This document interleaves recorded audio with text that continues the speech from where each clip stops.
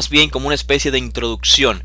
Por supuesto, las conferencias o este grupo de conferencias que quiero transmitirles en primera instancia estarán dirigidas alrededor del libro del testimonio del discípulo amado, lo que en el mundo occidental se conoce de mejor manera como el libro de Juan. Por supuesto, de esta manera descontextualizada.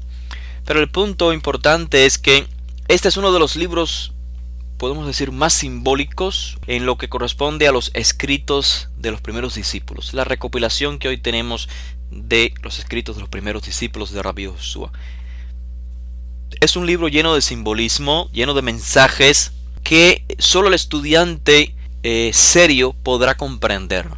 Y por supuesto el estudiante que tiene un concepto o una idea dentro del contexto del mundo hebreo. O sea, es necesario comprender que estos libros, y ese es el objetivo de nuestras charlas, ¿no? Comprender que estos libros, y particularmente sobre el libro del que vamos a tratar, no es un libro tal como se ha presentado en el mundo occidental, un libro religioso, sino que es simplemente y llanamente, como mismo lo presenta su autor, es el testimonio de un Talmid muy querido por el Mashiach. Lo que él percibió de cerca, lo que pudo conocer del Mashiach, es lo que ha transmitido. Y por supuesto, con esta particularidad del autor, que es tan simbólico. Y por lo tanto, cuando hablamos de simbolismos o de lenguajes figurados, de metáforas y demás, es posible la tergiversación del mensaje. Así que lo que vamos a hacer hoy no es adentrarnos a algún pasaje en específico, sino que vamos a hacer una especie de introducción para despejar cualquier duda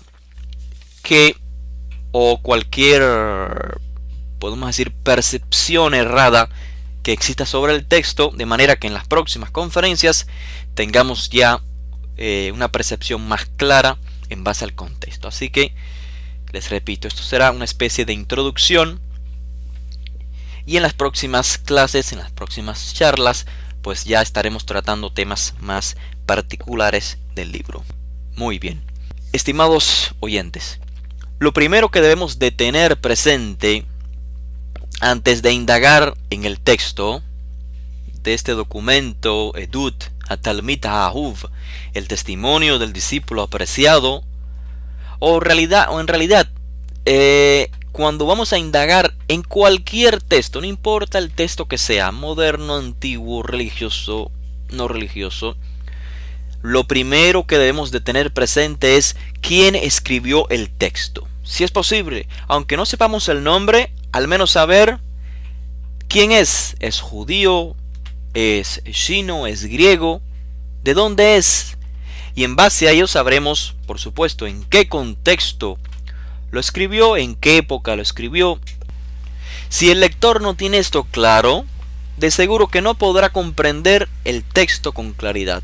Y esto no es lo peor, sino que lo peor es que cuando el lector, sin tener estos detalles presentes, se adentre al texto, lo peor es que interprete el texto de tal manera que lo descontextualice, no solamente para su percepción, sino que si este intérprete es un líder de un grupo de personas y está transmitiendo una idea en base al texto, pues lo hará de forma errada. Y no solamente él caerá en un error de percepción, sino que este error lo transmitirá a los oyentes. O sea, va a exponer a otras personas en base a un contexto completamente extraño para el autor del texto. Para ponerlo en términos simples, imagínense que alguien lea, digamos, una noticia política en un periódico o en un noticiero radial o televisivo. Cuando usted escucha o lee una noticia relacionada con la política y usted en realidad quiere comprender la noticia, usted debe de considerar estos tres detalles importantes que ya mencionamos. ¿Por qué? Porque la noticia siempre se dicta o se transmite no solamente en base a la política que tenga el medio de comunicación, sea el periódico, la televisión, el radio, la emisora radial, no solamente en base a su política en particular, sino que también se expresa la noticia en base a la percepción de la persona que expone la noticia. Y en base a quién está dirigida la noticia, a quién se le está dirigiendo la información, a quién se le está transmitiendo el texto. Estos tres detalles afectan en gran manera la noticia. O sea, quién es el exponente, a quién se le está dirigiendo la información y en qué contexto se está haciendo. Si no sabes quién es el exponente, si no conoces de política en este caso, si no comprendes el contexto en que se está exponiendo la noticia de política en este ejemplo, entonces no entenderás nada, no lograrás comprender la información y, como dije anteriormente, lo peor es que se tergiverse la información. Y lo mismo hay que tener presente en relación al texto que vamos a estudiar. Según la opinión común, estoy seguro que muchos de ustedes ya conocen, este documento, el testimonio del discípulo amado, este documento fue escrito, según la opinión común, ¿por quién? Por un cristiano. Y el documento fue destinado a realmente cualquier lector, o sea, cualquier cristiano. Y claro, trata sobre el fundador del cristianismo. Y como todo ser humano puede, a través de esta información, obtener la vida después de la muerte. Este es el contexto. El autor es un cristiano, fue escrito para cristianos y el contexto, la información principal del documento es cómo el ser humano puede obtener la vida después de la muerte. Esta es la opinión común sobre el libro y, consecuentemente, si alguien fuese a leer este documento, este texto, ¿qué debería hacer para comprenderlo adecuadamente? Claro, debería de leerlo según las enseñanzas y las doctrinas del cristianismo. ¿Por qué? Porque si el autor es cristiano y el libro está destinado a los cristianos y trata sobre el fundador del cristianismo, obviamente tenemos que tener presente las enseñanzas y las doctrinas del cristianismo para poder comprender el documento. Esto es lo que la mayoría de los lectores opinan sobre el documento que vamos a estudiar. Entonces, ¿qué es lo que se pregunta el lector? ¿Cuál es el tema central de la religión cristiana? O sea, si ese es un documento cristiano, debo de comprender la religión cristiana previamente para poder comprender el texto. Entonces, ¿cuál es el tema más importante? ¿Cuál es el tema central de la religión cristiana?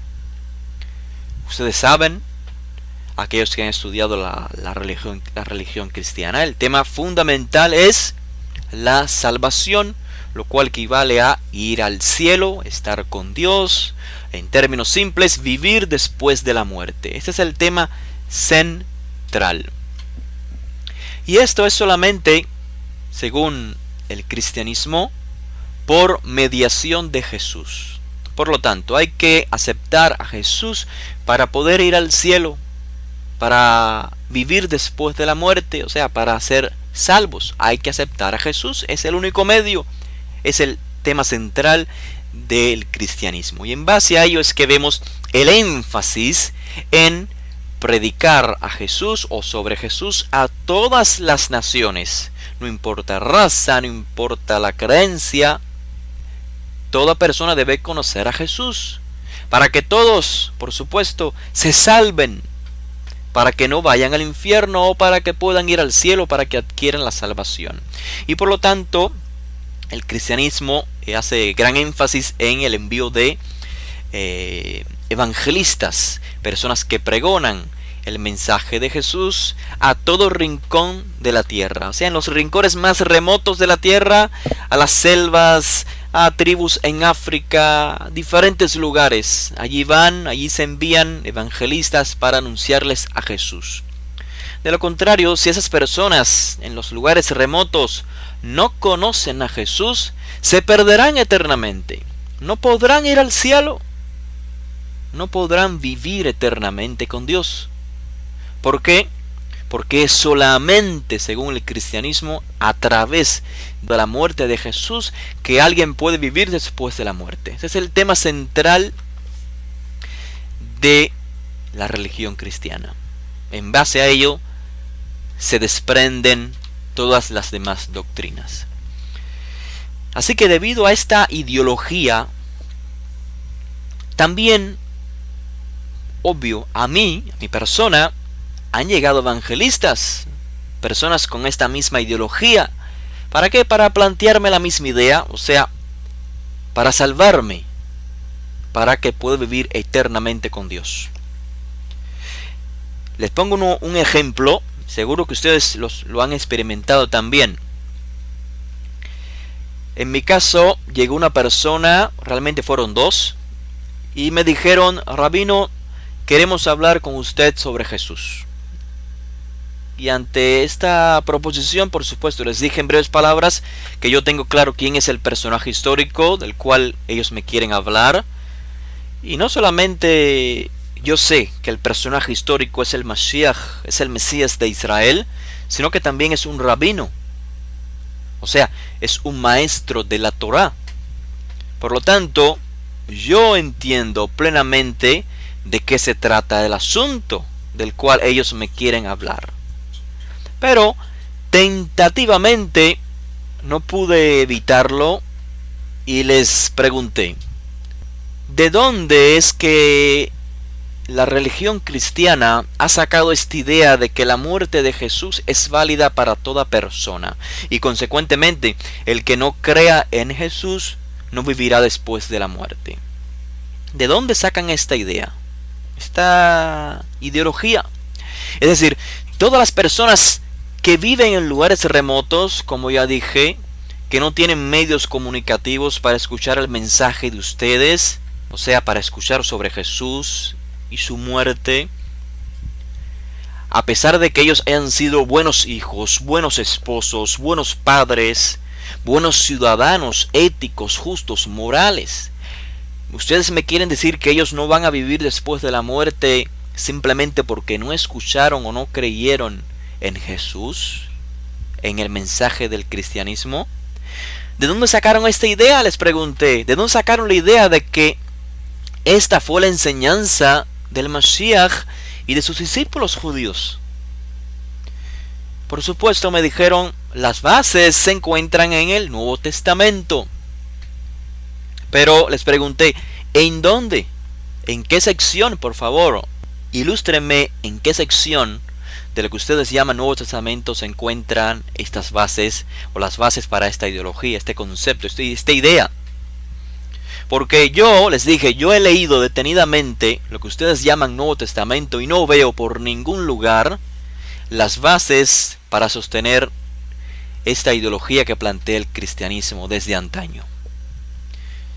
Por supuesto que me citaron como evidencia diferentes textos. Recuerdo que me citaron el texto que se encuentra en el libro de Hechos, capítulo 4, donde dice: y no hay salvación en ningún otro, sino en el nombre de Yahushua. Solamente, dice, bajo el cielo, el único nombre en el cual hay salvación es el nombre de Yahushua, o de Jesús, según ellos. Y, claro, cito este evento, este suceso que me ocurrió porque en general la cita fue sobre el libro que queremos estudiar, el testimonio del discípulo amado, claro, camuflajeado como el Evangelio de Juan.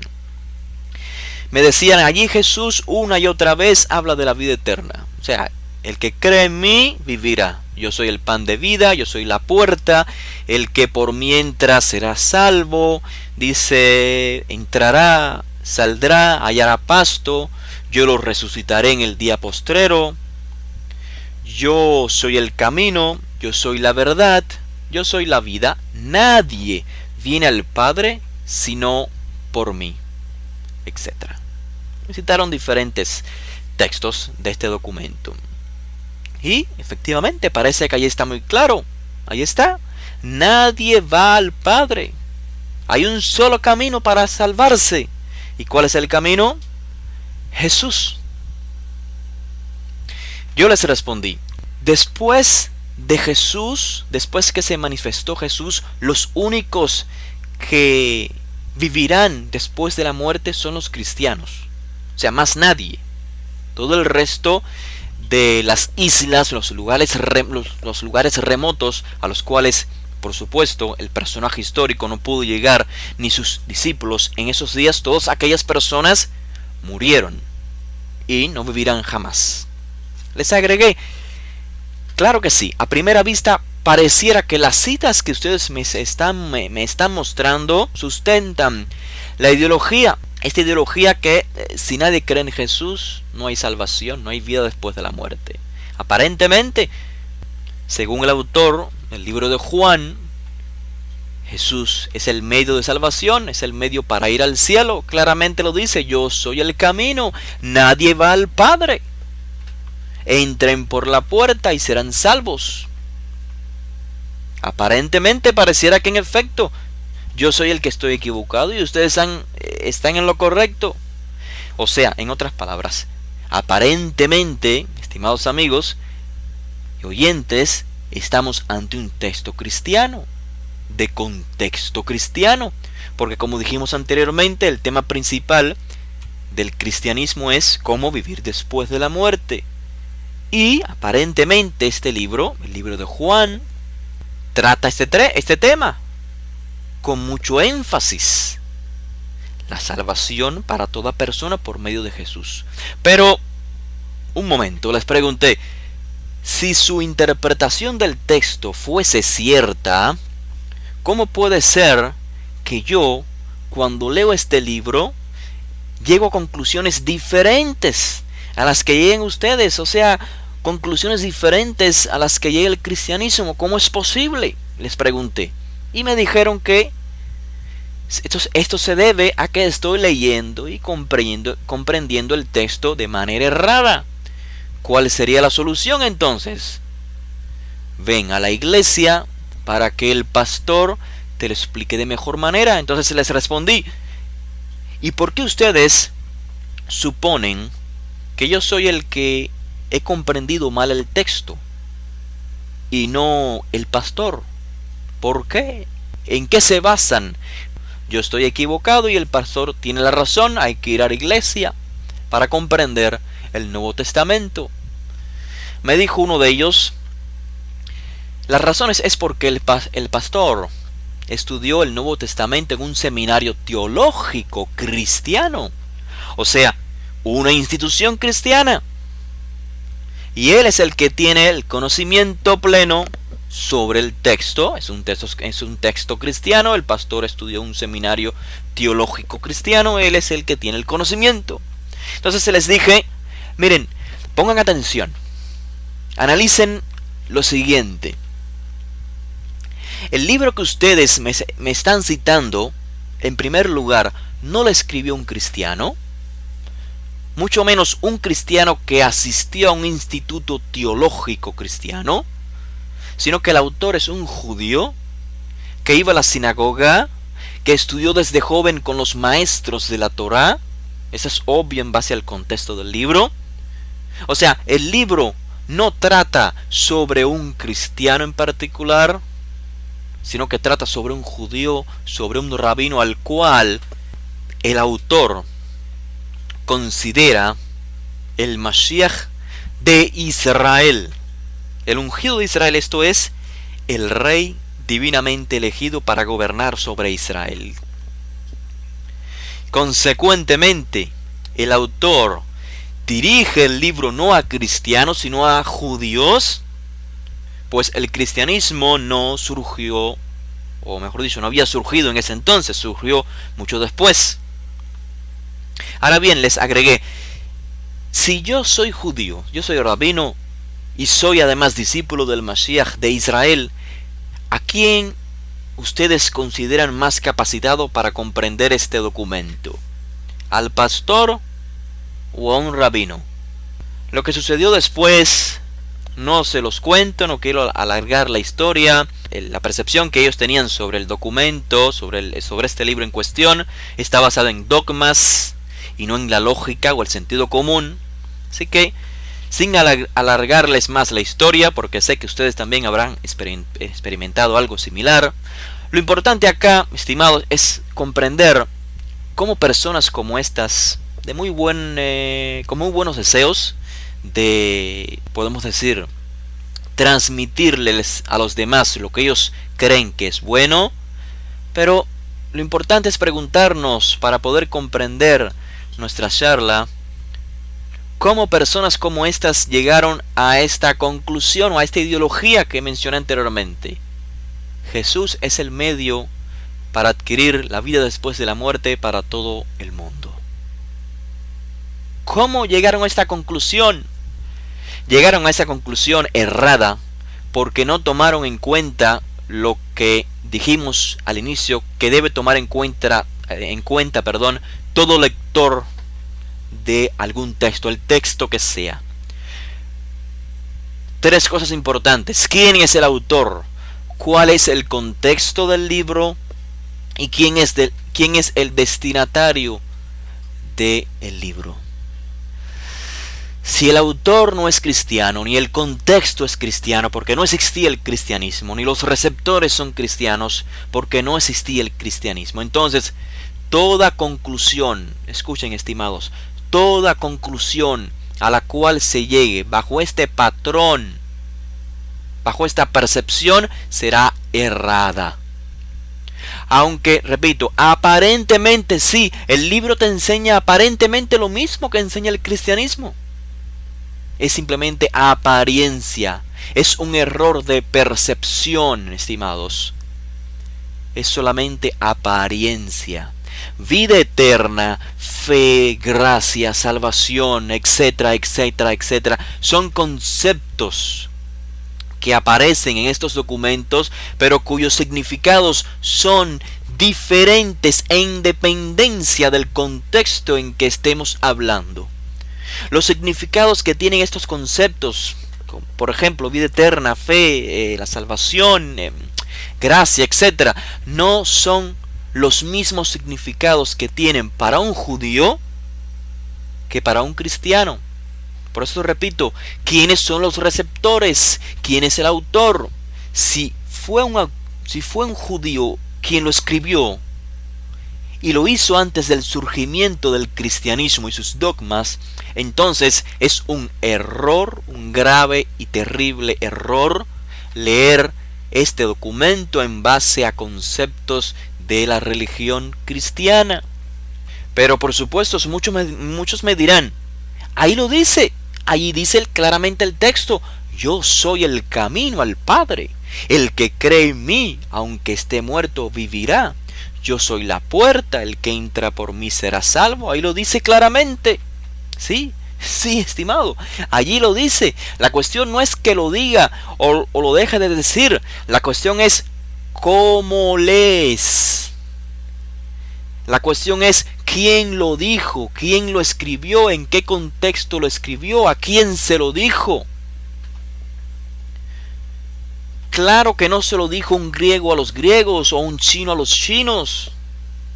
Por lo tanto, no se puede aplicar el significado, por ejemplo, de salvación, del término salvación, como lo interpretan los griegos o los chinos. No puedes comprender las palabras de este libro fuera del contexto de Israel y para Israel. No puedes comprenderlo en base a conceptos fuera de los conceptos judíos que existían hace 2000 años atrás. Y obviamente antes de existir el cristianismo. Sería anacrónico comprender estos textos en base a los dogmas cristianos. Así que el error, estimados, radica en suponer que el autor es cristiano, que el libro es cristiano y que está escrito para cristianos o para cualquier lector que quiera salvarse después de la muerte, y que consecuentemente hay que leerlo en base a los conceptos cristianos. Ese es el error principal de percepción. El hecho de que el cristianismo utilice esta literatura para sostener sus dogmas no significa que la literatura sea cristiana. Lo repito, el hecho de que el cristianismo tome estos libros y de ellos haga bases para sus dogmas no significa que estos libros sean libros cristianos. Si se declara esta literatura como cristiana, conjuntamente se debería declarar el Tanaj como literatura cristiana. ¿Por qué? Porque también el Tanaj forma parte de la Biblia cristiana. También el Tanaj es usado como fuente para los dogmas cristianos. Un suceso similar, para que entiendan que esto no sucede solamente en el mundo cristiano, sino que en cualquier contexto religioso. Un suceso similar a este que me ocurrió con esas dos personas cristianas. Un suceso similar me ocurrió en una conversación con un compañero, un joven judío, que me afirmaba: ¿cómo puedo creer en este personaje, o sea, Yehoshua ben Yosef? ¿Cómo puedo pensar, creer, deducir que él es el Mashiach? ¿Cómo puedo simplemente pensar sobre él cuando esta persona, o sea, Yehoshua, está demandando singularidad sobre su persona? Le pregunté: ¿a qué te refieres? Sí, me dice: ahí está escrito, yo soy el camino. Yehoshua dijo: yo soy el camino. Está demandando singularidad. Hay un solo camino. No hay dos, no hay tres, no hay cuatro. Un solo camino. Nadie viene al Padre sino por mí. Sin embargo, me dice: en el judaísmo, como tú sabrás, no se demanda singularidad para poder vivir después de la muerte. O sea, dentro del judaísmo sabemos que hay muchos caminos para llegar a Dios. Los judíos tienen su propio camino, la Torah, las mitzvot, la obediencia a Hashem, hacer su voluntad, mandamientos específicos para la nación de Israel, y para el resto de las naciones pueden haber muchos caminos. Lo importante es que no hagan avodah zará, que no haya paganismo en las demás naciones, pero ellos no tienen que vivir como los judíos, como nosotros. Muy bien, perfecto, comprendo tu opinión, tu pensamiento, y le pregunto: bueno, ¿de dónde sacas que Yehoshua es el camino para el mundo entero? ¿De dónde sacas que Yehoshua es el único camino para todo ser humano? ¿Acaso Yehoshua no era un rabino que enseñaba la Torah? Entonces, si es un rabino, enseñaría el mismo mensaje esencial de la Torah, del judaísmo. El mismo mensaje que enseñan todos los rabinos. Para Israel hay un solo camino. Para las naciones puede que haya otro camino para llegar a Dios. La pregunta es: aunque es cierto que existen varios caminos para llegar a Hashem, o sea, para poder vivir de acuerdo a la voluntad de Hashem, para Israel existe un solo camino. ¿Sí o no? ¿Sí? Existe un solo camino para Israel. ¿Acaso, le pregunté a este compañero, acaso el que no siguió a Moshe pudo ser redimido? ¿Acaso el que no se unió a Moshe pudo salir de Egipto? Seguro que no. ¿Acaso el que no acudía al Cohen Gadol, al sumo sacerdote, podía adquirir la expiación? Seguro que no. Siempre hay un medio, siempre hay un solo camino para Am Israel, para el pueblo de Israel. Siempre hay una singularidad, pero dentro del contexto de Israel, no para el resto de las naciones. Esto es obvio. En ese sentido, siempre que se habló de Yehoshua y de su particularidad, fue dentro del contexto de Israel, lo que significa la salvación para Israel, que es el crecimiento espiritual, extirpar el mal, en palabras de los profetas, la Torah en el interior, obrando la voluntad de Hashem, viviendo las mitzvot. Esto, según los profetas, es a través de un solo camino. ¿Cómo se adquiere la Torah en el interior? Por un solo camino, la Brit Hadashah. la nueva alianza realizada por medio del Mashiach.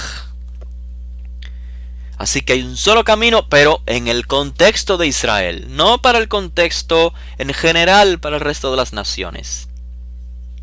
Y me dice entonces lo mismo que les comenté anteriormente. Pero allí lo dice, allí está escrito, en el libro que lees, allí está escrito, nadie viene al Padre, nadie. Nadie, dice, conoce al Hijo si no conoce al Padre. El Padre nadie dice, y al Padre nadie conoce sino el Hijo, y a quien el Hijo desea revelarlo. Nadie ha visto el Padre sino el que lo ha revelado. Le repito, el contexto sigue siendo de Israel. El contexto de nadie se refiere a nadie de Israel. Pero mira, ponga atención, le dije, ya que tú crees que el texto se puede entender literalmente, que no hace falta contextualizarlo bajo Israel o bajo Grecia. O sea, el texto lo tomamos y lo leemos como yo quiera leerlo. Si no hay que contextualizar los textos y se pueden interpretar al antojo de cada quien, le dije, vamos a analizar algunos textos de la Torá bajo esta misma perspectiva que me estás transmitiendo. Por ejemplo, le dije, Shemot, el libro de Shemot, capítulo 19. Cuando Hashem y Am Israel se encuentran en Har Sinai, a punto de recibir la Torá. ¿Qué lees allí? Dice el texto de la Torá, Moshe sacó al pueblo del campamento. ¿Para qué? Dice el texto, Likrat ha-Elohim, para ir al encuentro de Elohim. Baruch haba Elías Karshi. Bienvenido. ¿No dice el texto en Shemot? Le dije, allí está escrito, Moshe sacó a Am Israel para Likrat ha-Elohim, para encontrarse con Elohim. Le dije, ¿es posible encontrarse con Elohim? ¿Acaso Elohim no es un ser invisible? ¿Cómo dice el texto que Moshe sacó al pueblo del campamento? O sea, los traslada de un lugar a otro para encontrarse con Elohim. ¿Acaso Elohim no se encuentra en todo lugar? ¿Por qué tuvo que Moshe sacarlos del campamento? Le cité otro texto. En el mismo libro de Shemot, capítulo 19, dice, y todo el monte de Sinaí estaba humeando. ¿Por qué razón? Porque Hashem había descendido sobre el monte en fuego. Yarat alav Hashem ba'esh. Hashem bajó sobre el monte en fuego. Y sigue diciendo el texto, y Hashem descendió al monte Sinaí, a la cumbre del monte. Y dice así el texto, y llamó a Hashem a Moshe a la cumbre del monte, y Moshe subió. Entonces le dije, ¿es esto una descripción de Hashem Itbaraj en base a la perspectiva hebrea, donde Hashem no tiene cuerpo, Hashem es omnisciente, omnipresente? ¿O estamos ante una descripción de deidades griegas donde los dioses suben y bajan?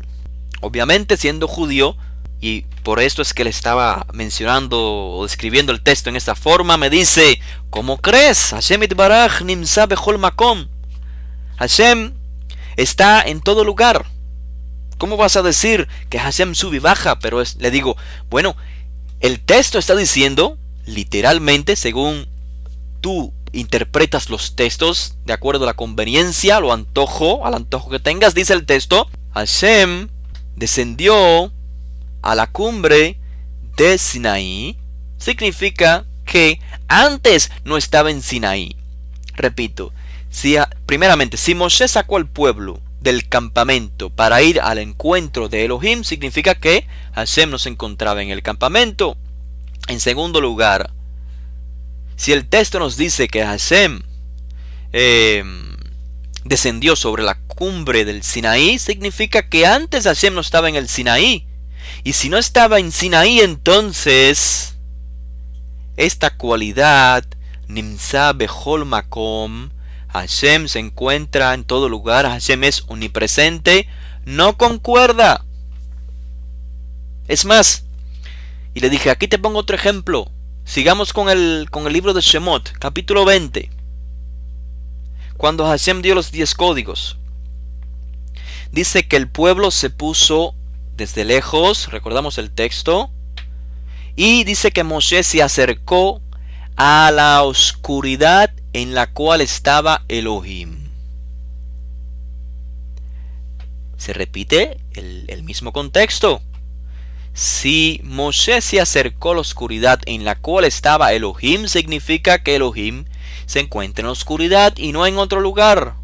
También, bueno, le cité varios textos, pero se los estoy transmitiendo en sentido o en concreto para que logren entender el mensaje que les quiero transmitir sobre la interpretación errada de los textos. Shemot 34. También está escrito allí: Hashem descendió en la nube y estuvo allí con Moshe. ¿Qué significa esto? Si Hashem descendió en la nube, significa que Hashem no estaba antes donde estuvo con Moshe. Dice el texto: Hashem descendió en la nube y estuvo allí con Moshe. Significa que anteriormente no se encontraba con Moshe. Esto es claramente, literalmente lo que dice el texto. Y entonces dice que Hashem proclamó su nombre. Proclamó el nombre de Hashem delante de él. Y sigue ahí el texto explicando: Hashem es fuerte, misericordioso, piadoso, etcétera, etcétera. Le dije: ¿lo ves? Está muy claro en el texto. Si Hashem bajó, descendió, significa que no es omnipresente. De acuerdo al texto, ahí está claramente escrito. Claro, este es un espanto para él. Me dice: ¿cómo vas a concluir esto? Me dice: son solo ejemplos de antropomorfismos. Para que el ser humano, el lector, pueda entender que simplemente en Sinaí, en el monte de Sinaí, se manifestó la presencia de Hashem, pero no todo Hashem, porque Hashem es infinito. Hashem no puede contenerse en un solo lugar. Entonces les dije: entonces aquí si quieres aplicar el contexto hebreo, la perspectiva hebrea sobre un texto. Pero en otros textos judíos, como el ejemplo de los escritos de los primeros discípulos de Josué, no aplica la interpretación de acuerdo al contexto hebreo, ¿cierto? O sea, cuando quieres aplicas la perspectiva hebrea y cuando quieres la perspectiva griega. Pues si vamos a aplicar la perspectiva o la percepción griega a los textos judíos o hebreos, vamos a aplicarlos a todos. Y acá claramente en el libro de Shemot dice que Hashem bajó y descendió y estaba con Moshe, lo cual equivale a que anteriormente no se encontraba con Moshe.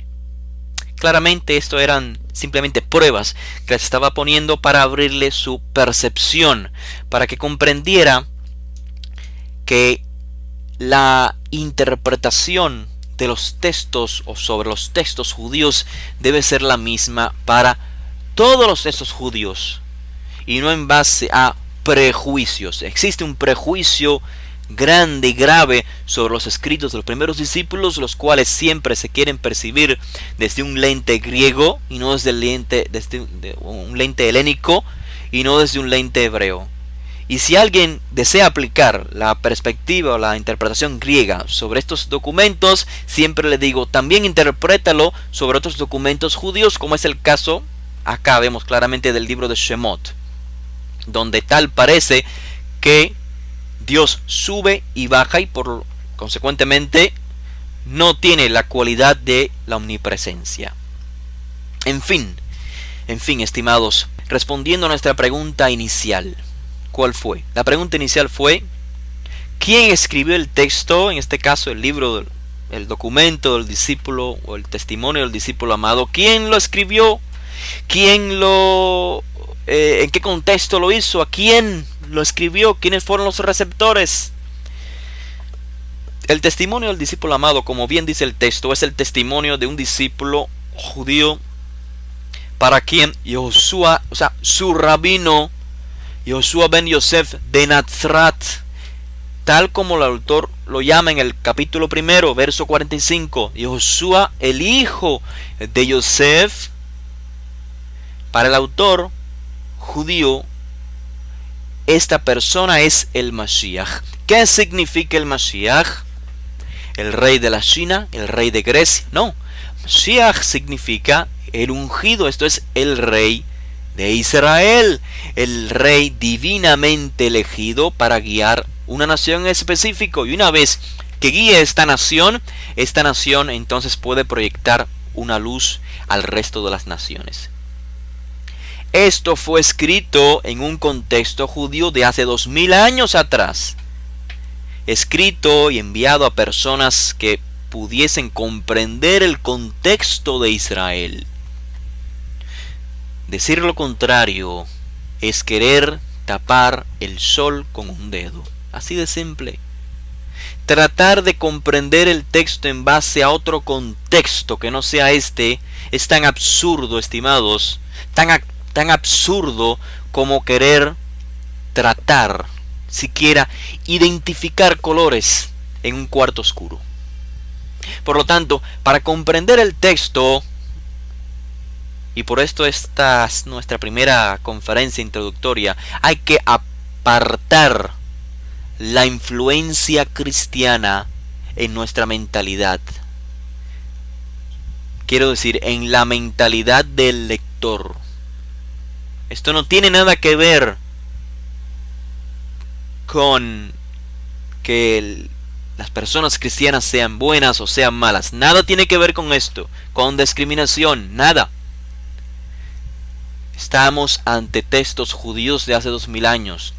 La influencia cristiana no puede estar en la percepción o la mentalidad del lector si es que quiere comprender los textos. Cuando leas, por ejemplo, el término salvación, no pienses en el concepto de salvación según el cristianismo, sino que debes comprender previamente el significado hebreo del concepto salvación, en este caso Yeshua. ¿Qué significado tiene en el contexto de Israel para un discípulo de un rabino de hace 2000 años atrás? Y obviamente, cuando apliques este mismo principio a todos los demás conceptos que aparecen en dicho libro, podrás estar seguro, estimado, podrás estar seguro que vas a leer un libro y no solamente lo vas a leer, sino que vas a comprenderlo en su contexto real, tal y cual lo deseó el autor.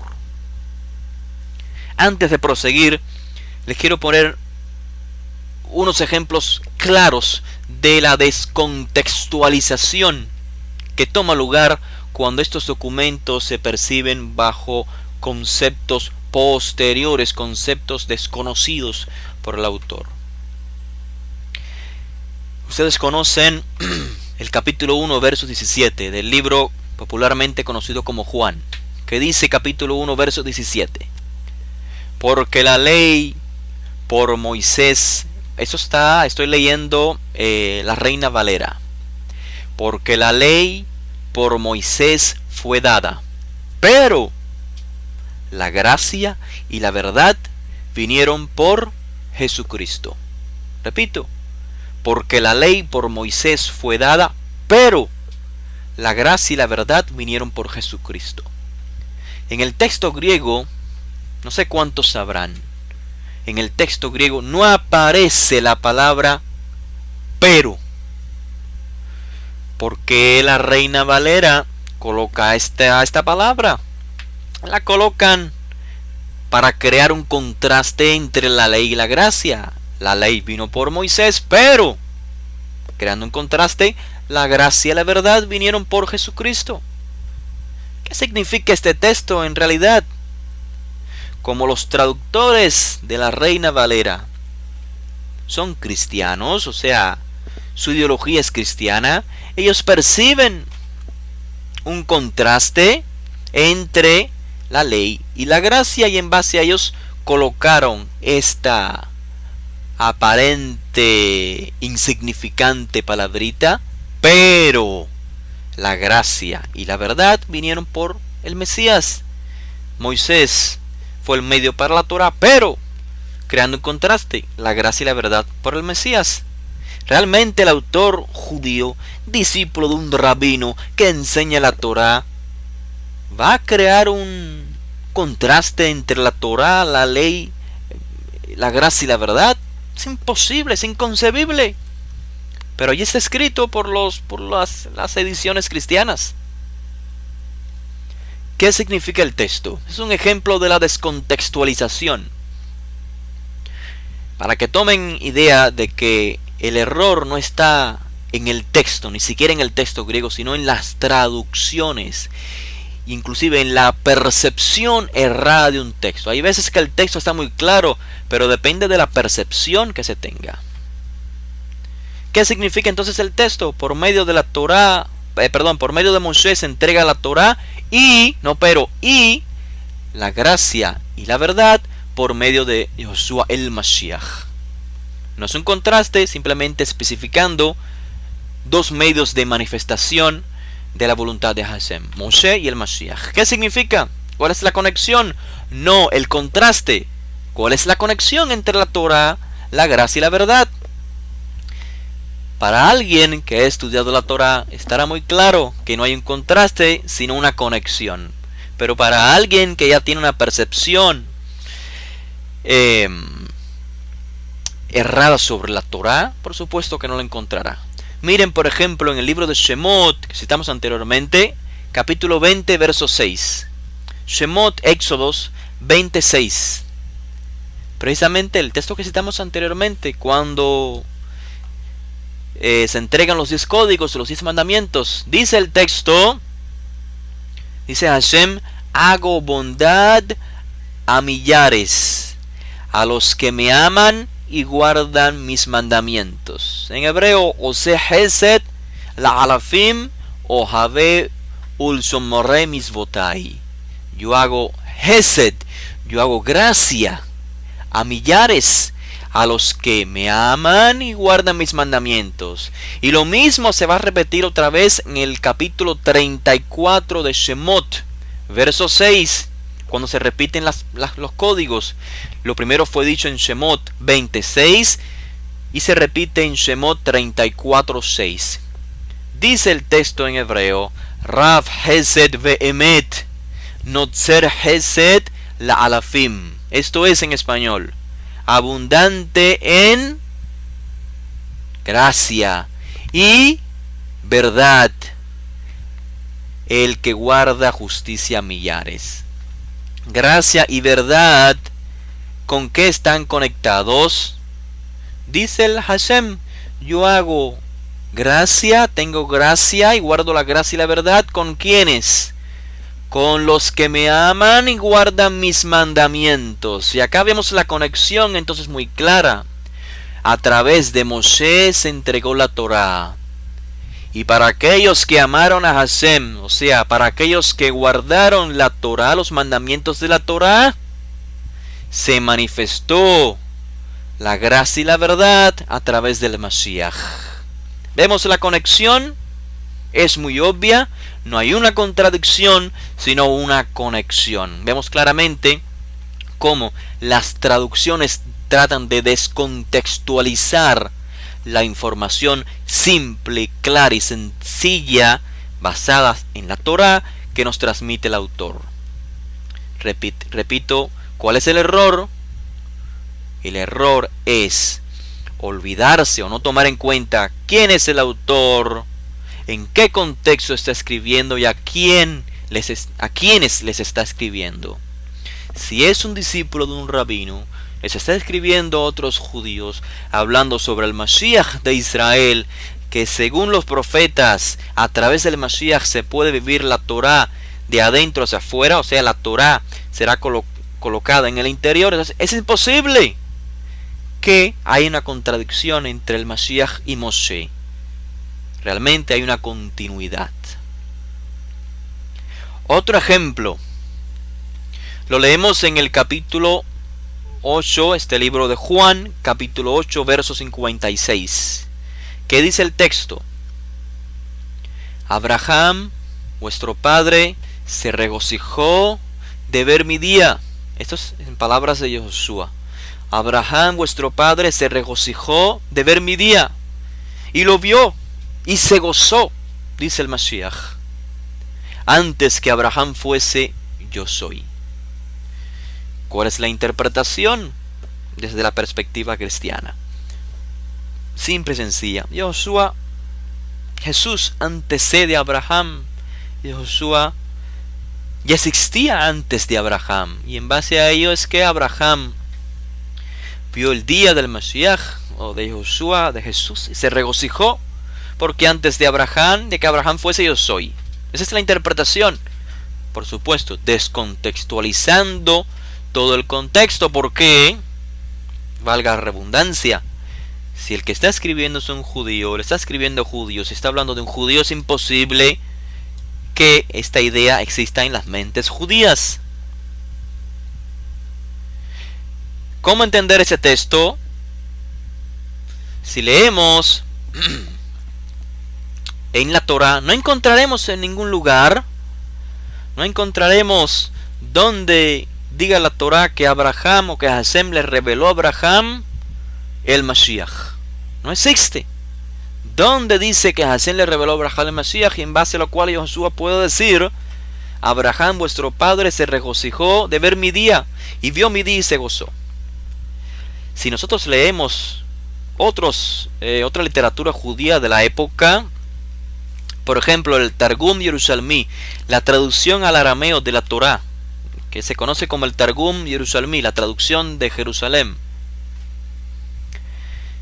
Allí nos dice la traducción, que realmente es una traducción interpretativa, nos dice que mientras Hashem realizaba el pacto de las partes con Abraham, Hashem le reveló a Abraham los 4 reinos que se levantarían contra Israel. Bienvenido Steven de Sefarad, qué bueno verle por acá. Baruch Haba.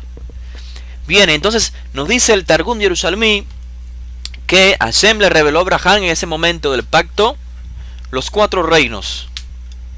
¿Cuáles son los 4 reinos que atacarían a Israel? Babel, o sea, Babilonia, los medos, los persas, lo mismo, Grecia y luego Edom. Los 4 reinos: Babilonia, los medos, Grecia y Edom, o Roma. Pero realmente esta información la recibimos ¿dónde? La recibimos en el libro de Daniel.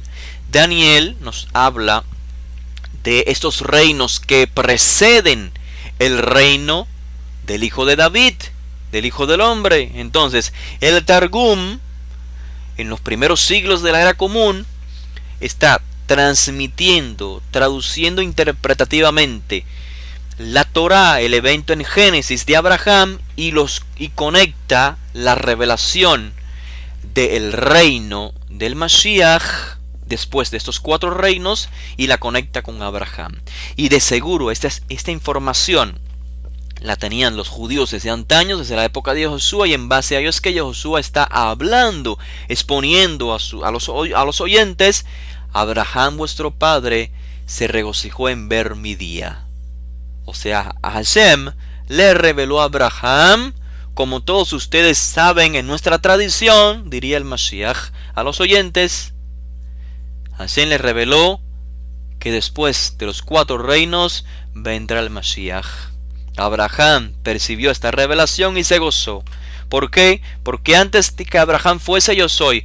Porque antes de Hashem tener o proyectar, crear a Abraham, ya Hashem había previsto al Mashiach. Porque el Mashiach es una clave, una llave más importante, más central, no solamente para el pueblo de Israel, sino para el mundo entero. Esa es simplemente la idea. Y no la conclusión errada a la cual se puede llegar si la persona o el lector se deja llevar por influencias o dogmas cristianos que no existían, que desconocía el autor del texto. Estimados, ¿qué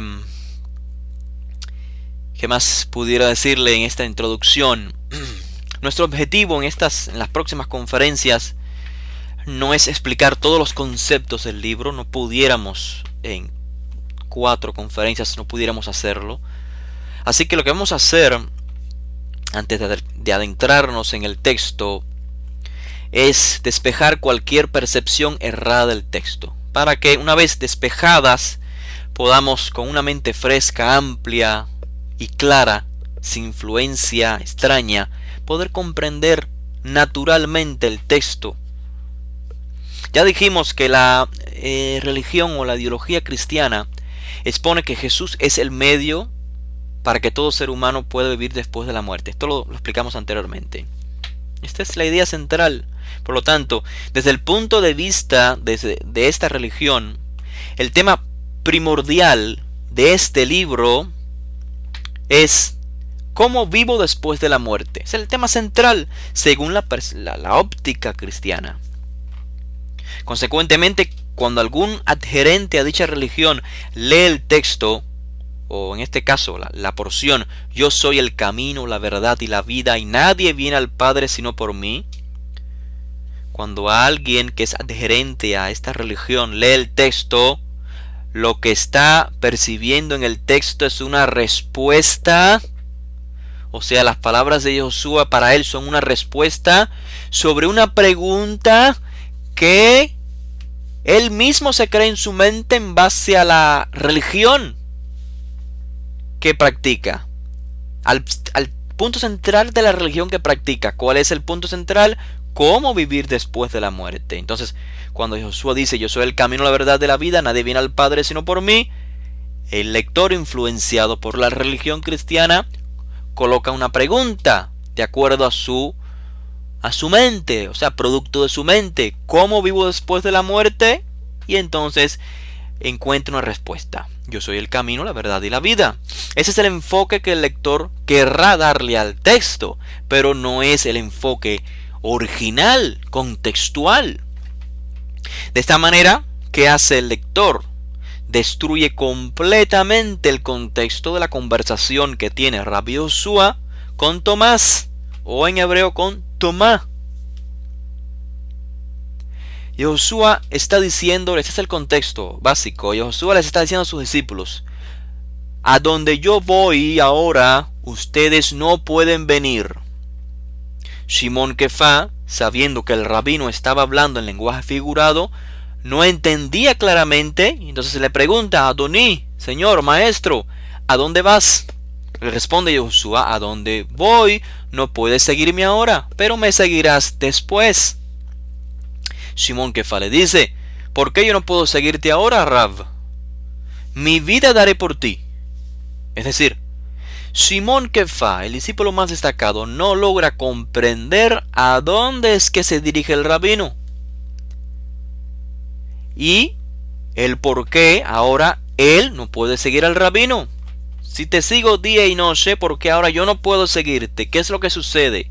Y por esto es que Simón Kefá le dice, mi vida daré por ti. En otras palabras, si hay algún impedimento para que yo te siga, Rav, ten presente que yo estoy dispuesto a sobrepasarlo, cualquier impedimento que sea, hasta el punto de dar mi vida por ti. O sea, a sobrepasar cualquier impedimento. Entonces, ¿por qué razón yo no puedo ir tras de ti ahora? Este es el contexto. Y Josué sigue hablando con ellos y les dice a los discípulos, ustedes saben en el camino a donde yo voy.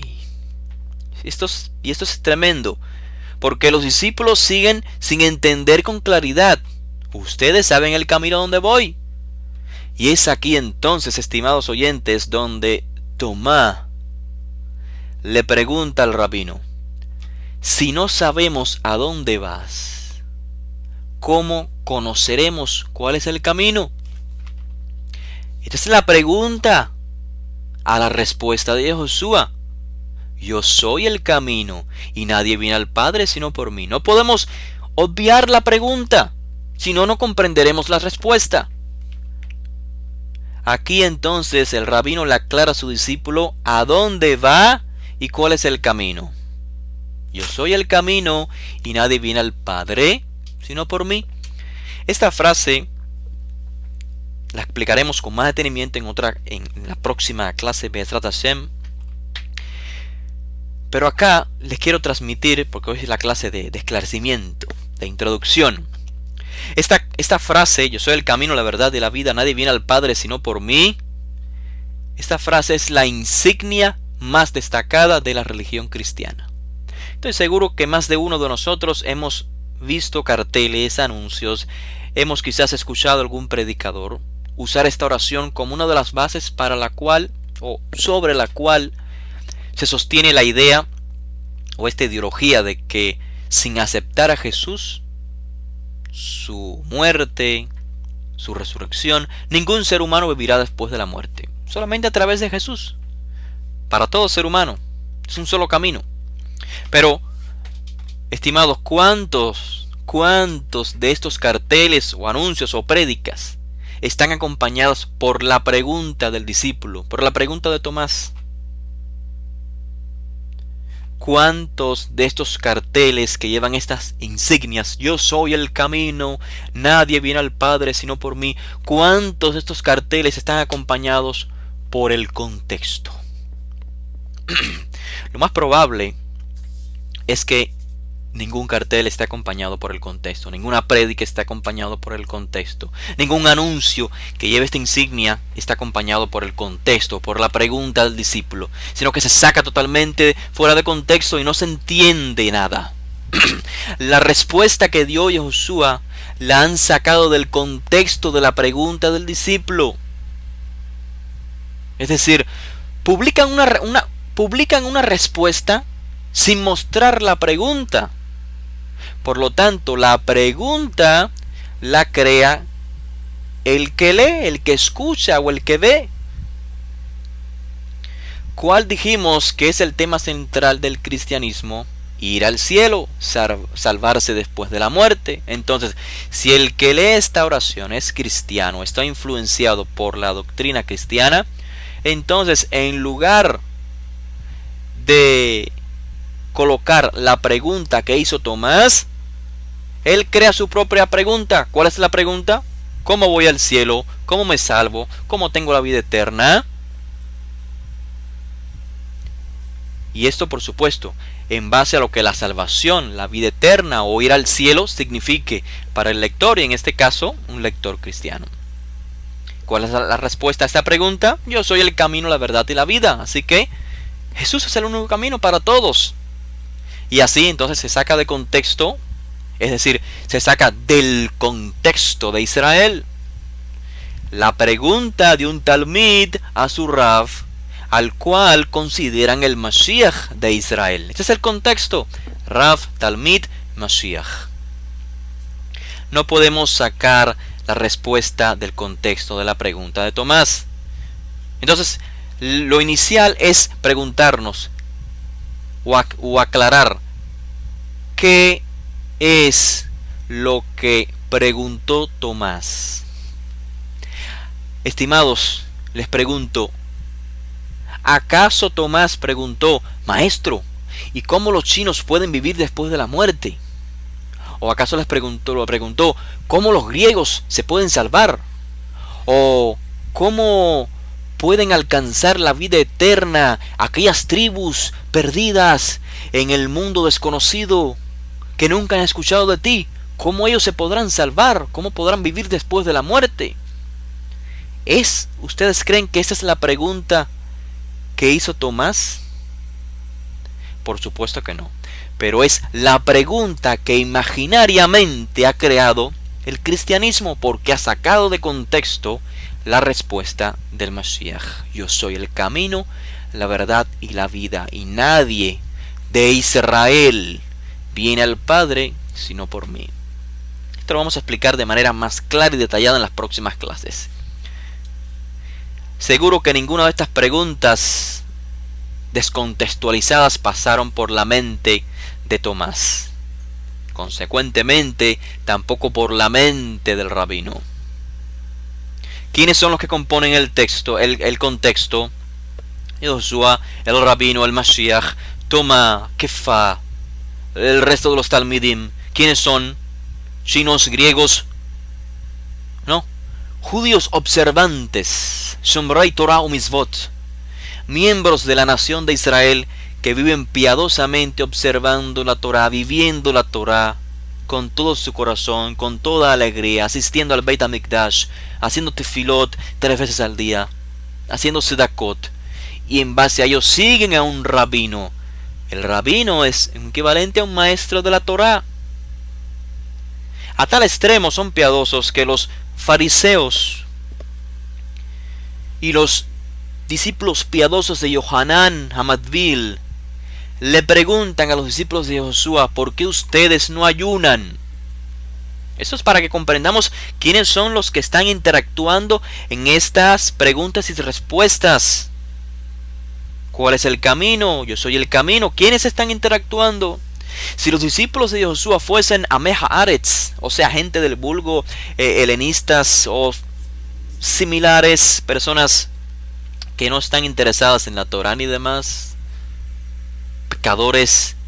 Por supuesto que originalmente había muchos pecadores, pero si se acercaron al rabino es porque quieren transformar su vida ¿a qué? A ser observantes de la Torá. Por eso están siguiendo a un rabino que es el que les enseña la Torá. Entonces no son Ameh Haaretz, no son gente del vulgo, no son helenistas. De lo contrario, no tendría sentido la pregunta que le hacen los fariseos y los discípulos de Yohanan: ¿por qué ustedes no ayunan? Imagínense, estimados, imagínense hoy, en nuestros días, en pleno Tel Aviv. Sí, imagínense que ortodoxos se acercan a Gilonim, o sea, a ortodoxos religiosos, a judíos seculares. Y, o sea, personas que no viven según la Torah, y les pregunten: ¿por qué ustedes no ayunan? ¿Qué están haciendo? ¿Por qué ustedes no ayunan? Claro que no tendría sentido la pregunta. ¿Acaso no ves que son seculares? ¿Acaso no ves que no usan tzitzit, no usan kippah? ¿Acaso no ves que no visitan las sinagogas a menudo? ¿Acaso no ves que no van los días de ayunos a la sinagoga a hacer tefilá? Entonces, no tendría sentido la pregunta. ¿Cuándo alguien le puede preguntar a otro judío por qué no ayunas? Porque está acostumbrado a ayunar y te es extraño el que no ayune.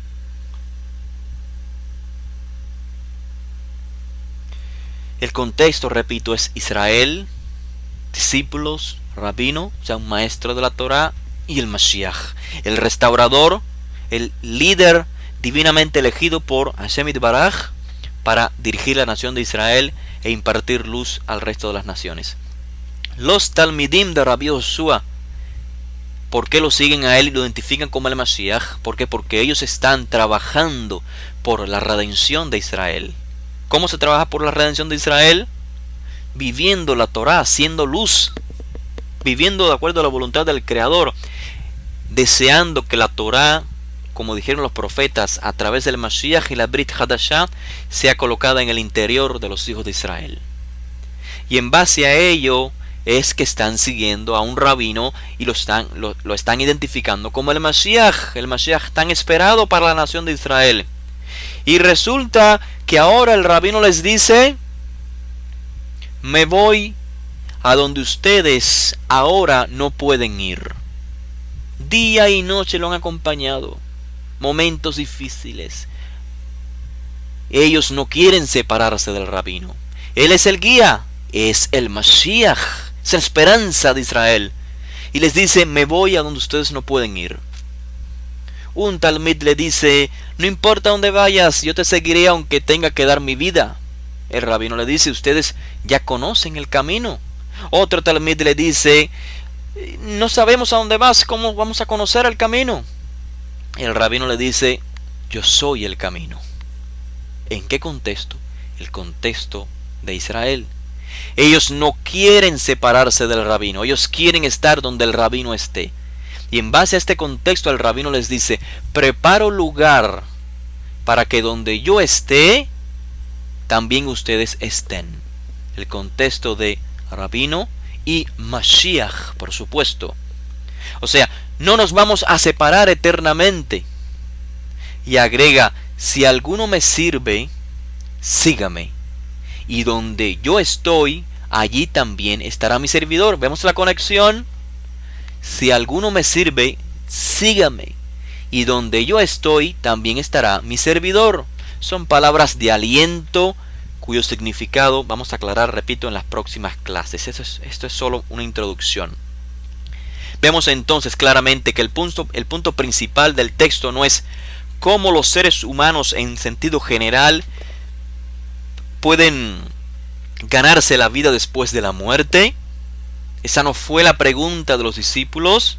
Es absurda la pregunta. Por lo tanto, la respuesta del rabino no responde a esta pregunta de cómo ganarme la vida después de la muerte.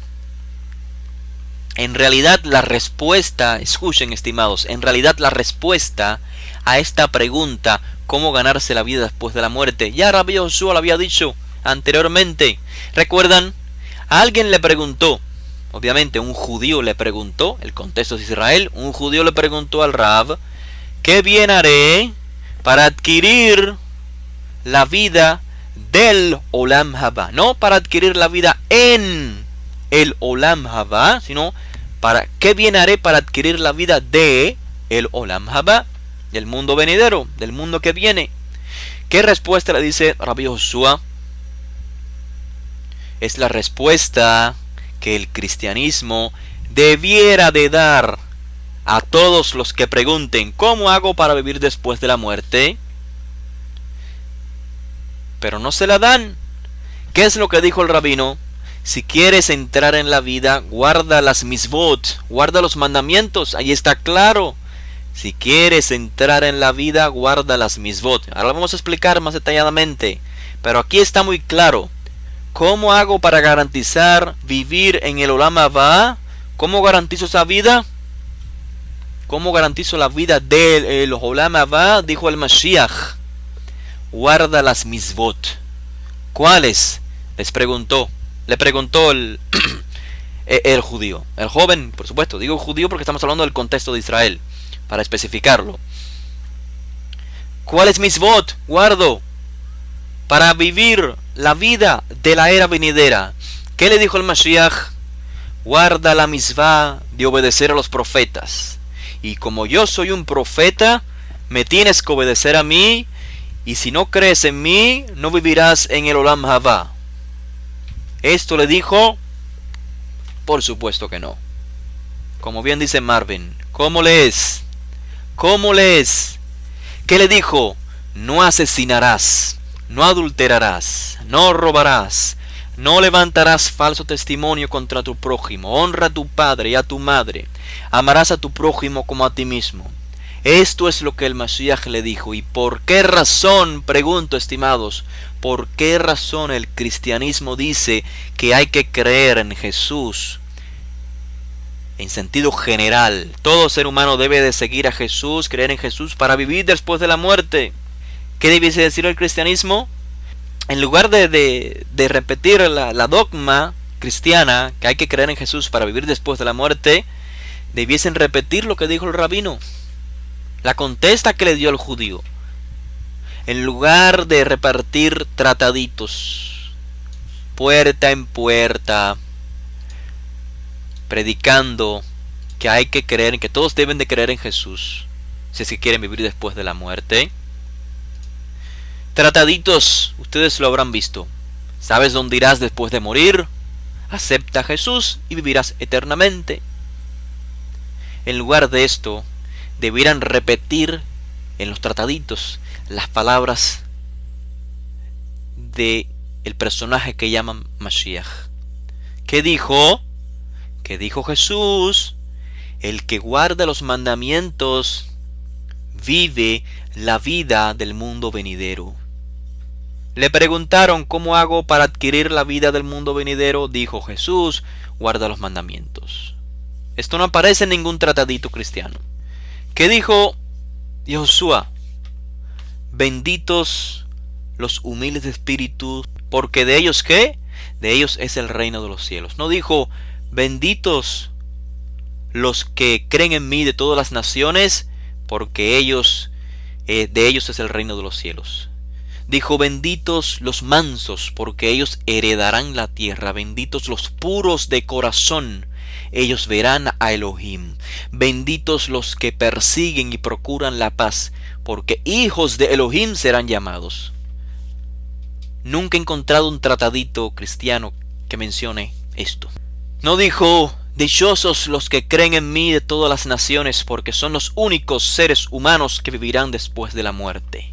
No dijo nada de esto. Esta interpretación, esta percepción es producto de una religión que surgió mucho después de estos escritos de los discípulos de Joshua. ¿Qué sucede entonces, estimados? Pareciera una contradicción. Pareciese entonces que Josué a unos les dice, guarda las misbot, guarda los mandamientos, y a otros les dice, yo soy el camino para el Padre. Seguramente que no hay una contradicción. Seguramente que la contradicción existe solo en la mente del que no entiende. La contradicción existe porque las respuestas del rabino, del Mashiach, a las respuestas del rabino les han colocado preguntas equivocadas. En una sola oración, cuando Josué dijo, yo soy el camino y nadie viene al Padre sino por mí, o cuando dijo, yo soy la puerta y el que entra por mí será salvo, no está hablando fuera del contexto de Israel. No está hablando fuera del contexto de Israel. Consecuentemente, no está hablando en base a conceptos de salvación o vida eterna del cristianismo, sino en base a los conceptos hebreos que hoy, Be'ezrat Hashem, en estas conferencias vamos a exponer con lujo de detalles. Vivir después de la muerte no es el punto primordial para los hijos de Israel. El punto primordial para nosotros es cómo vivir, y con esto concluyo, cómo vivir una vida con sentido aquí y ahora, en base a quién soy y cuál es mi rol o cuál es mi misión en este mundo. Ese es el punto primordial. Cómo vivir aquí y ahora percibiendo la realidad superior en base al rol que me corresponde desarrollar. El vivir en el día de mañana será el resultado de haber vivido correctamente el día de hoy. O en Mashal, con un ejemplo para aclararlo un poco más. Siempre pongo este ejemplo. La vida del ser humano en el mundo es como la vida de un estudiante en una universidad que aspira a ser un profesional. Aquellos que han pasado por la escuela logrando finalizar como profesionales entenderán de manera más clara el ejemplo con que les trato de transmitir el concepto hebreo sobre la vida verdadera. La vida del ser humano es como el mundo la vida en el mundo es como, para un ser humano es como la vida de un estudiante en una universidad aspirando a ser un profesional. ¿Cuál es el objetivo? Pregunto, ¿cuál es el objetivo de la universidad? El objetivo no es la universidad en sí misma. La universidad es simplemente un medio. El objetivo está en ¿qué? En utilizar la universidad como un medio para hacerme profesional. Ahora viene la pregunta más difícil. La pregunta clave. ¿Cuándo te haces profesional? Porque si decimos, si la universidad no es el objetivo, el objetivo es finalizar la universidad. No, te equivocas. El objetivo tampoco es finalizar la universidad. ¿Cuál es el objetivo de la universidad? Si es usarla como medio para ser profesional, entonces la pregunta es, ¿cuándo te haces profesional? ¿Durante los estudios en la universidad o después de graduarte? Obviamente, la respuesta es que te haces un profesional durante los estudios en la universidad. ¿Por qué? Porque lo que recibirás cuando termine los días en la universidad es solo un título que dice, estás graduado y eres profesional. Es simplemente un título. Pero desde antes, desde que estabas en la universidad, o sea, en el mundo, si procuraste ser un profesional, si buscaste la vida con sentido, entonces la lograste. No en el Olam Haba, sino en la era presente, en la universidad. Por ende, para poder ser un profesional no necesitas enfocarte en el mañana, sino en el presente, en los estudios, porque son los estudios los que te garantizan que el día de mañana vivirás como un profesional. Entonces, aplicando este concepto a nuestro mundo, Exacto, Marvin, gracias. El Olam Hazé, el mundo presente, la era presente, este tiempo, es la universidad. Y es aquí y ahora donde estudias y te haces profesional. Es decir, donde el ser humano perfecciona sus rasgos espirituales. Esto es su carácter, las midot, las cualidades, los atributos divinos. A través de la aplicación de las misvot que te corresponden realizar, a través de vivir la voluntad de Hashem. Las misvot, la voluntad de Hashem, expresada en las misvot, fueron diseñadas para interactuar ¿dónde? ¿En el Olam Haba? No, en el Olam Hazé. Las misvot, los mandamientos son para que aprendas a rectificar tu vida, para que puedas interactuar correctamente en justicia en este mundo. Entonces comienzas a vivir la vida verdadera con sentido espiritual. ¿Cuándo? ¿Cuando finalizas la universidad? ¿Cuando te mueras y resucites? No. Comienzas a vivir la vida verdadera aquí con sentido, viviendo las misvot. Ahora en el Olam Hazé te haces un profesional, o sea, rectificas tu carácter. Eres un Baal Hamidot, eres un ser elevadamente espiritual aquí en el Olam Hazé. Y entonces el Olam Haba, cuando finalices la universidad, es solo la transición del exterior. Vas a cambiar de lugar, pero no vas a cambiar de esencia, porque creciste tu esencia.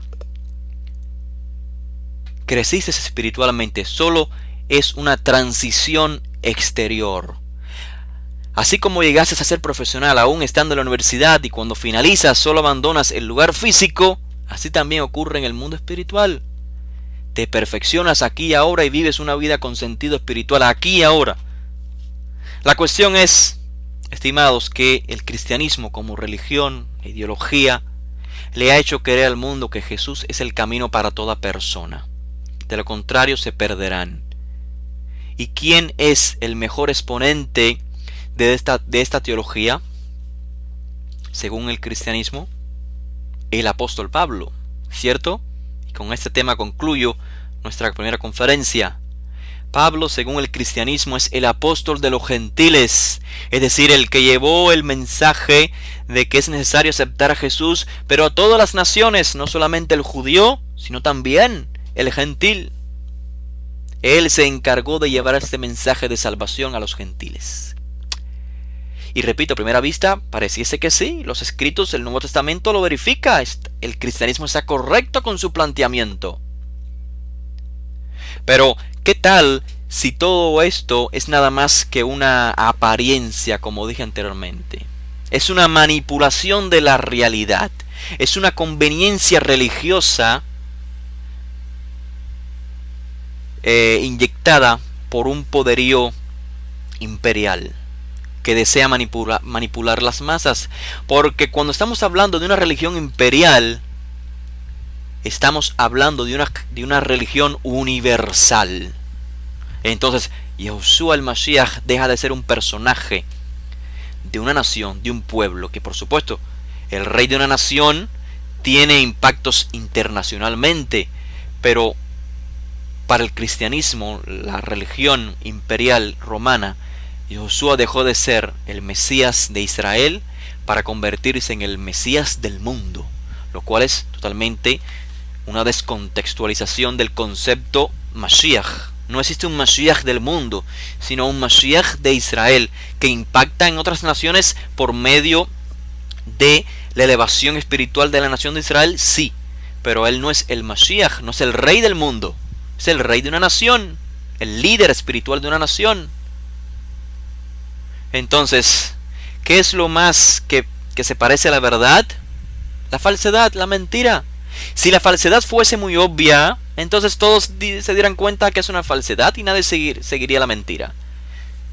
La verdad, estimados, es que Shaul es el emisario, el enviado a las naciones. No es el apóstol o el enviado a los gentiles. Pero la percepción es que sí, Shaul fue por todo el mundo predicando una salvación que es un equivalente a vivir después de la muerte solo a través del Mesías. Si la tradición cristiana está sustentada, entonces, como nos dicen ellos, plantea el cristianismo, las bases se encuentran en el Nuevo Testamento. Entonces, estimados, vamos a estudiar esos textos. No vamos a permitir que la tradición tenga más poder que el texto, porque en primera instancia los textos no son de ellos. Los textos son de la nación de Israel, son textos judíos escritos para judíos. Así que vamos a analizar los textos en estas conferencias. Y les pongo un ejemplo conclusivo en esta primera charla.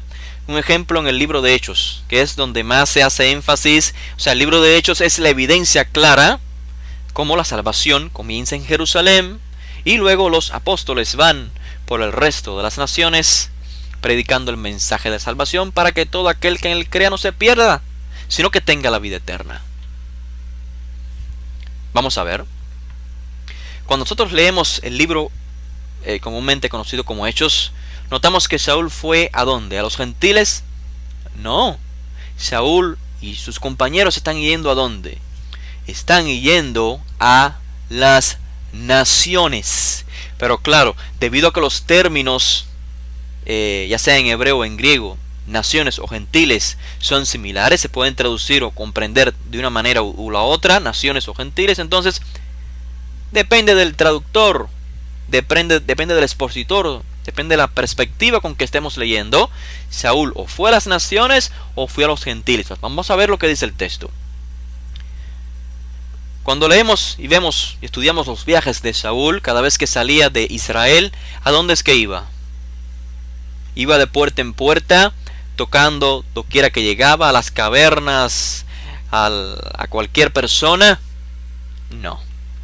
Nos dice el texto de Hechos que Saúl se dirigía a las comunidades judías y en los días de Shabbat hablaba.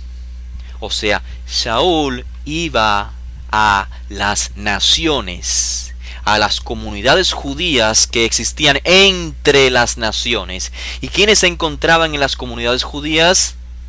Judíos.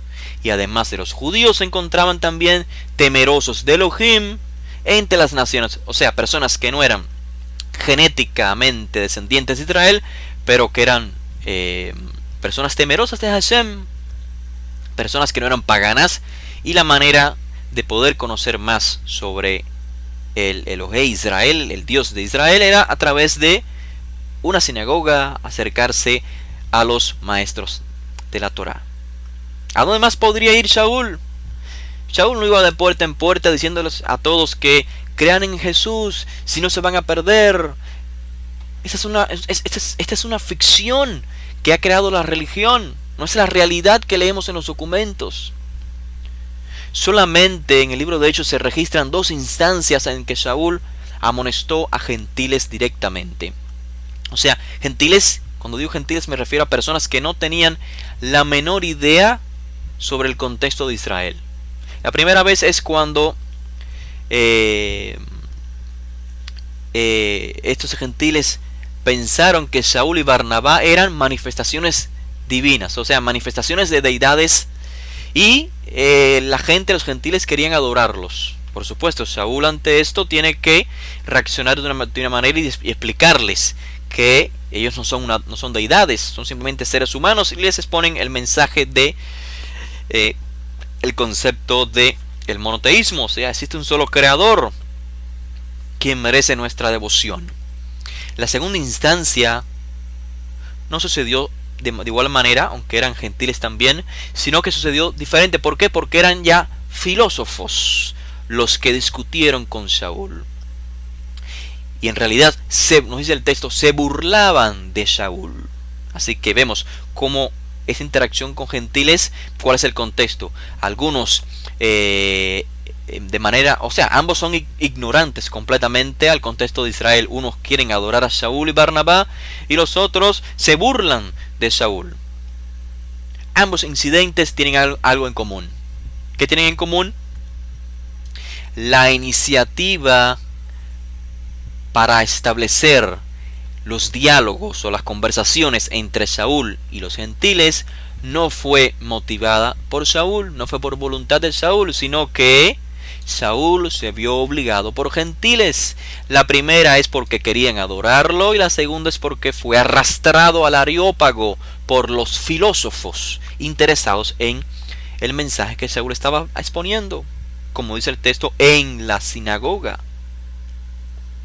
Y los que se encontraban en la calle, por supuesto, dice el texto, a los judíos.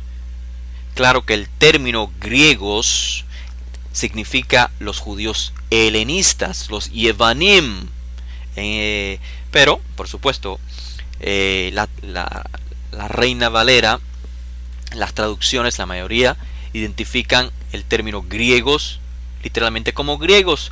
Y cuando obviamente la persona que es escrita como griego no es de Grecia, entonces las traducciones nos dice que se trata de una persona que vivía de acuerdo a la cultura griega, pero que no era judío. O sea, según la Reina Valera, la mayoría de las traducciones cristianas, cuando se usa el término griego o griegos en el Nuevo Testamento, nunca es para hacer referencia a judíos que vivían como griegos, o sea, judíos helenizados, pero sí nos dicen puede hacer referencia a sirios helenizados, o sea, cualquier persona helenizada sí es aplicable el término griego, pero judío no. Cuando el texto dice griegos, no se refiere al judío. Por supuesto, es una manipulación del texto.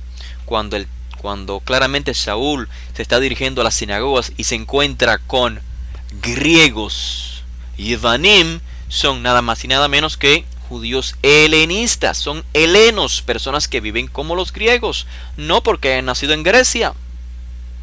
Así que repito, en ambos sucesos donde Saúl interactúa con gentiles directamente que desconocen de Israel, el mensaje que transmite Saúl es el mensaje monoteísta.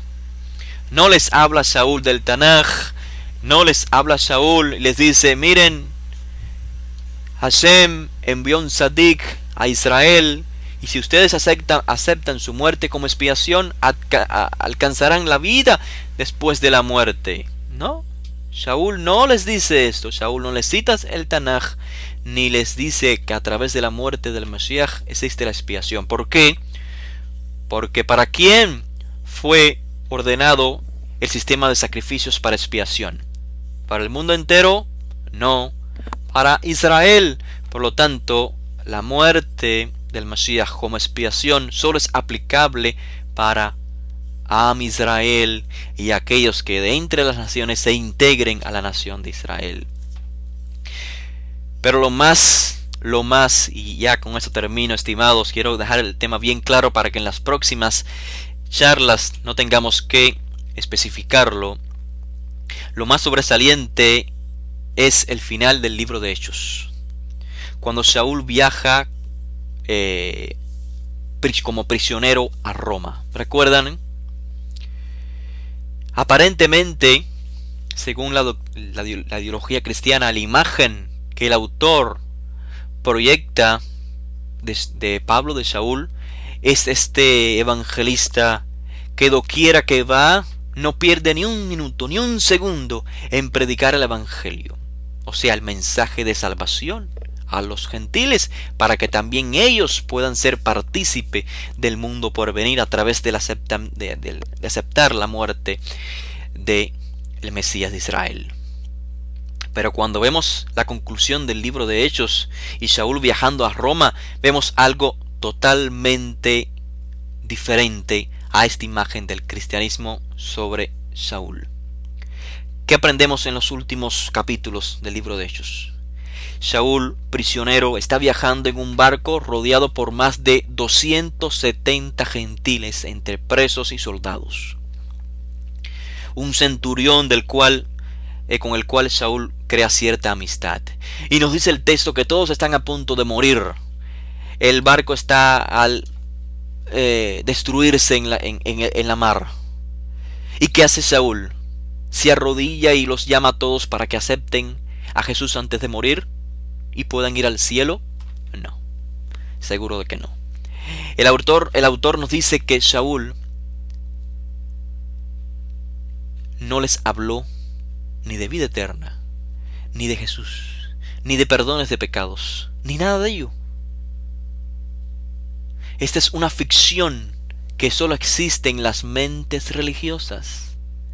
Punto y aparte que sean personas buenas o malas, punto y aparte. Es una imagen, una ficción religiosa. No existe tal personaje. El autor de ellos no dice que Saúl les habló sobre el Mesías, ni siquiera el centurión con el cual hizo cierta amistad. 270 gentiles. Y el autor no dice que este apóstol, que no perdía ni un momento de su vida en poder hablar a los gentiles, ni siquiera uno le habló. ¿Qué sucede? ¿Saúl permitiría que estos 270 gentiles murieran? La salvación de la que Saúl y el resto de los Sirujem han hablado en todo el libro de Hechos es la salvación en el contexto de Israel y los Gerim, los que se han integrado a la nación de Israel. Una salvación que no se le requiere a gente de otra nación. No porque valgan menos, sino porque tenemos roles diferentes. No es porque uno sea mayor que el otro, sino porque desarrollamos funciones diferentes en este mundo. La salvación, la vida eterna, todos estos contextos que encontramos en el libro de Hechos no son los conceptos que proyecta la teología cristiana. Una salvación como un equivalente a vivir después de la muerte, sino que tal como fue descrito en los escritos sobre el Mashiach. ¿Qué dice el libro popularmente conocido como Mateo? ¿Qué dice? Dice, llamarás su nombre Yehoshua, porque él liberará ¿a quién? ¿Él liberará a todo el mundo de sus iniquidades? No. Dice, porque él liberará a mi pueblo, o a su pueblo, según otras versiones, de sus iniquidades. ¿Quién es su pueblo? El pueblo de Israel. Y esto por supuesto está basado en los profetas. ¿Qué está escrito en Isaías 53? Esa sección que es tan citada por la teología cristiana para hacer referencia a que el Mesías, efectivamente su muerte, es para todos, para todo ser humano. ¿Qué dice Isaías 53? El Eterno hizo que cayera sobre él la iniquidad de ¿quién? Dice el profeta, ¿de todos los gentiles? No. La iniquidad de todos nosotros, como dijo ante el libro de Mateo.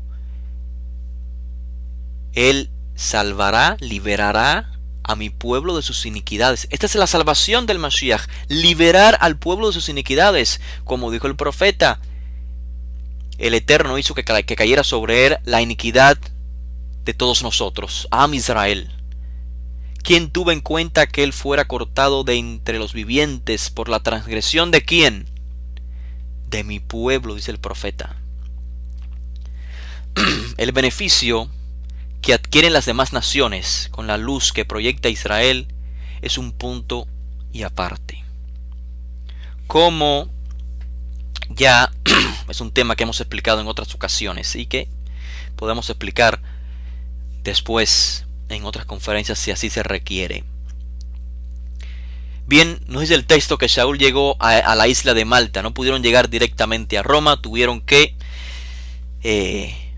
llegar a una isla porque el barco pues iba a en picada.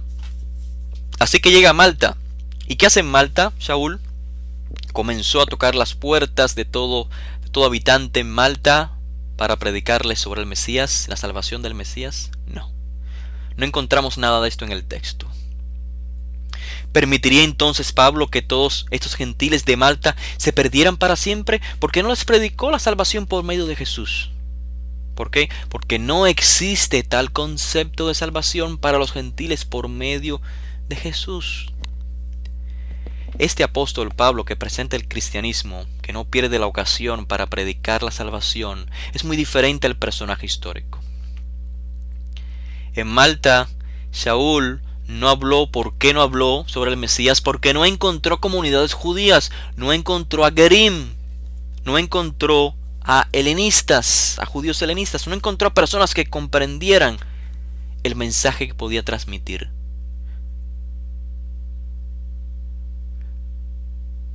Saúl en realidad no era el enviado a los gentiles, repito, sino el enviado a las naciones, a las comunidades judías que se encontraban en las naciones. Hay mucho más de qué hablar, hay muchos más ejemplos, estoy seguro que en sus mentes existen muchas preguntas. Por ejemplo, ¿acaso en el libro de Hechos no se dice, me serán testigos, dice Josué a sus discípulos, serán testigos en Jerusalén, en toda Judea, Samaria y hasta el último de la tierra? ¿Acaso esto no es a donde fue Saúl? Sí, acabamos de ver, Saúl va hasta lo último de la tierra, pero ¿a dónde en lo último de la tierra? A las comunidades judías. ¿Por qué? Porque ese término, precisamente, lo último de la tierra, Ketzeha Aretz, como hemos explicado en otras ocasiones, es un término que aparece en los libros de los profetas y de hecho en la Torá desde Moshe, cuando Moshe dice, el Eterno te dispersará entre todos los pueblos desde un Ketzeha Aretz hasta el otro Ketzeha Aretz, desde un extremo de la tierra hasta el otro extremo de la tierra. Allí servirás a dioses y entre las naciones, dice Moshe, Bagoyim, como bien resalta Marvin, no hallarás descanso. Entonces, este es el contexto. En el primer siglo, ¿dónde estaba el Am Israel? Entre las naciones, Ad Ketzeha Aretz, hasta lo último de la tierra. Como dice el profeta Isaías, te haré por luz a las naciones, para que mi redención alcance Ad Ketzeha Aretz, hasta los confines de la tierra. ¿Quiénes se encuentran en los confines de la tierra? Am Israel, los dispersados. ¿Para qué? Para que una vez todos llegados de vuelta a casa, como dice el profeta, dice Zacarías, sucederá que como fuisteis maldición entre las naciones, Bagoyim, casa de Judá y casa de Israel, así os salvaré para que seáis de bendición. Cuando Hashem nos salve a Am Israel, cuando nosotros nos dejemos salvar, es decir, escapar de la iniquidad, o sea, ser libres espiritualmente, entonces seremos de bendición al resto de las naciones. Este es el mensaje de los profetas. Esto fue lo que hicieron los emisarios del Mashiach. Pretender decir que los discípulos del Mashiach comenzaron en Jerusalén y fueron a predicarles a los gentiles, esto es contextualizar totalmente el mensaje, un mensaje judío, un mensaje hebreo de un texto judío. Repito, sé que hay muchas incógnitas que puedan quedar porque tenemos que empezar otra vez desde el inicio. ¿Quién escribió? ¿A quién le escribió? ¿Cuál es el contexto? Siempre que leemos un texto de estos documentos, estará en nuestra mente una influencia de la religión cristiana. ¿Por qué? Aquella persona que no nació estudiando el texto, por supuesto, cuando oyó por primera vez esto del Nuevo Testamento, lo oyó obviamente por mediación de alguna voz cristiana, o sea, algún medio de alguna institución cristiana. Escuchó que Jesús vino para salvar al mundo, que Él es el Verbo encarnado, que Él es Dios hecho hombre. Y con toda esta información, cuando vamos a leer un documento de estos escritos de los primeros discípulos, por supuesto, sin quererlo está en nuestra mente. Está en nuestra mente la influencia de la ideología cristiana. Y es lo que tenemos que sacar de nuestra mente si queremos comprender que el verbo no es Yahushua, el verbo no es el Mashiach. Si queremos entender que el Mashiach no es Dios encarnado ni mucho menos, si queremos entender los escritos de los primeros discípulos en base a su contexto, tenemos que hacerlo borrando poco a poco de nuestra mente, o por lo menos cuando vamos a leer los textos, sacar de nuestra mente esa influencia, tratar de evitarlo para poder comprender los textos claramente, sin influencia extraña a los textos. Hemos hablado bastante, yo creo que ha sido necesario, ha sido una buena base para las próximas clases. Supongo que Entre los oyentes pues hay un poco de todos, ¿no? Comentaba con Rafael, hay algunos estudiantes recientes, algunos estudiantes que llevan más tiempo escuchando. Lo importante es que sepan que el objetivo de nuestras charlas no es faltarles el respeto a nadie, y si esto toma lugar pues les pedimos disculpas. El objetivo de este grupo Cultura Hebrea que ha iniciado nuestro estimado Javier Rafael ha sido para estudiantes que deseen adentrarse a estos documentos de acuerdo a un contexto judío. Por lo tanto, sepa que el contexto judío en sentido general es contradictorio, es opuesto el contexto judío al contexto cristiano. Así que debe tenerlo presente para que no se sienta ofendido en alguna información que estemos dando, las cuales por supuesto tratamos de hacerlo de la mejor manera sin que ninguno se sienta ofendido. Hemos avanzado en el tiempo, sé que pueden haber muchas preguntas, vamos a dejarlas para la próxima clase porque hemos avanzado bastante en el tiempo. La próxima clase vamos a hablar precisamente sobre el primer capítulo de lo que se conoce el libro de Juan. Esta cuestión de el verbo estaba en el principio, el verbo era Dios y el verbo estaba con Dios.